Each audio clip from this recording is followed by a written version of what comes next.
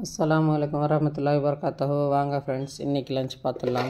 பாருங்கள், வழக்கம் போல் சாப்பாடு. இன்றைக்கி ரசம் வச்சுருக்கேன். இந்த ரசத்தில் கறிப்பில் எதுனா தெரியுதா பாருங்கள்.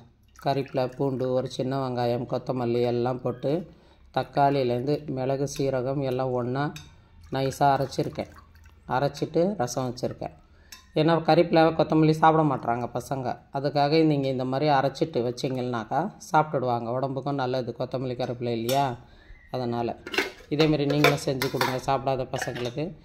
இது ஒரு கொஞ்சமாக ஒரு முட்டை போட்டு அவரைக்காய் பொரியல் போதும். இதுவே நீங்கள் காய் சாப்பிடாத பசங்களுக்கு என்ன பண்ணுங்கள், 4 அவரைக்காய் எடுத்துக்கோங்க.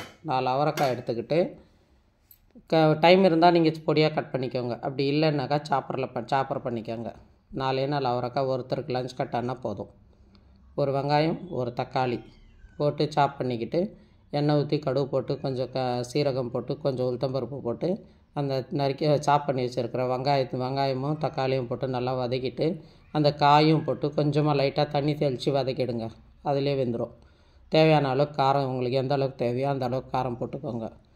போட்டுக்கிட்டு நல்லா வதக்கிட்டு உங்களுக்கு லஞ்சுக்கு தேவையான சாப்பாடு போட்டு நல்லா கிளறிட்டு லஞ்ச் பாக்ஸ் போட்டுக்கோங்க. ஒரு முட்டை அவிச்சு கொடுத்துருங்க. பசங்க காய் சாப்பிட்ட மாதிரி இருக்கும். அவங்களுக்கு காய் இருக்கிறதே தெரியாது, சாப்பிட்ருவாங்க. உடம்புக்கும் நல்லது. அதேமாரி நீங்கள் செஞ்சு கொடுங்க. எல்லோரும் நலமாக இருக்க வேண்டும் என்று அல்லாஹ்விடம் துஆ செய்கிறோம். லைக் பண்ணுங்கள், ஷேர் பண்ணுங்கள், சப்ஸ்கிரைப் பண்ணுங்கள், பெல் பட்டனை தட்டி விடுங்க ஃப்ரெண்ட்ஸ். அஸ்ஸலாமு அலைக்கும் வரஹ்மத்துல்லாஹி வபரகாத்துஹு.